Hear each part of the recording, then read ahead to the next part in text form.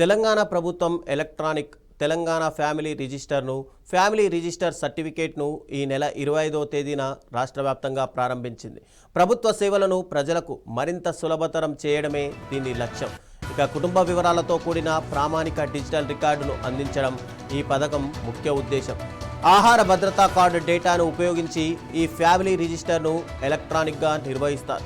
ఆహార భద్రతా card నెంబర్నే family register identification నెంబరుగా ఉపయోగిస్తారు. మీ సేవా కేంద్రాలు, ఆన్లైన్ పోర్టల్, మొబైల్ అప్లికేషన్ ద్వారా పౌరులు ఎఫ్ఆర్సి కోసం దరఖాస్తు నమోదు చేసుకోవచ్చు. ఇక దరఖాస్తు చేసుకున్న 2 పని దినాల్లో ఈ సర్టిఫికేట్ను జారీ చేయాలని ప్రభుత్వం ఆదేశించింది. ఈ తెలంగాణ ఫ్యామిలీ రిజిస్టర్ విధానాన్ని బీజేపీ తీవ్రంగా తప్పుపడుతోంది.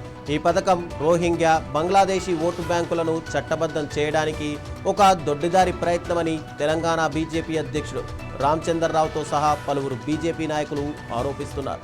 కొనసాగుతున్న ఓటర్ జాబితా ప్రత్యేక సవరణ సమయంలో అక్రమ ఓటు బ్యాంకులను రక్షించే ప్రయత్నంగా వారు దీన్ని చూస్తున్నారు.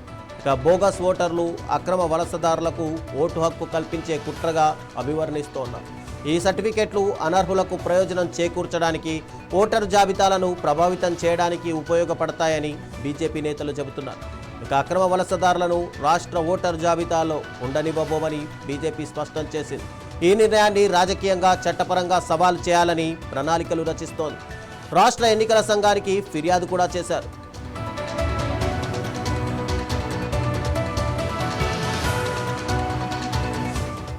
ఈ ఆరోపణలను కాంగ్రెస్ ప్రభుత్వం కొట్టిపారేస్తోంది. ఫ్యామిలీ రిజిస్టర్ అనేది పాలనను మెరుగుపరచడానికి ఉద్దేశించిన ఒక పరిపాలనా సంస్కరణ అని, దీనికి ఎన్నికల ప్రక్రియలతో ఎలాంటి సంబంధం లేదని ప్రభుత్వం చెబుతోంది. వివిధ ప్రభుత్వ విభాగాల మధ్య సమన్వయాన్ని పెంచడానికి, అర్హులైన పౌరులకు అవసరమైన పత్రాలు లేకుండా సంక్షేమ ప్రయోజనాలు అందేలా చూడడానికి ఈ పథకం సహాయపడుతోందని ప్రభుత్వ ప్రతినిధులు చెబుతున్నారు. ఫ్యామిలీ రిజిస్టర్ ఒక ముఖ్యమైన పౌర కేంద్రిత సంస్కరణ అని, ఇది డాక్యుమెంటేషన్ సంబంధిత ఇబ్బందులను తగ్గిస్తుందని రాష్ట్ర ప్రభుత్వ సలహాదారు మహమ్మద్ షబ్బీర్ అలీ అన్నారు.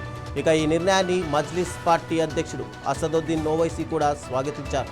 భారత ఎన్నికల సంఘం ఓటరు జాబితా ప్రత్యేక సవరణ కోసం ఆమోదించిన 12 పత్రాల్లో ఫ్యామిలీ రిజిస్టర్ సర్టిఫికేట్ కూడా ఒకటని ఆయన అన్నారు.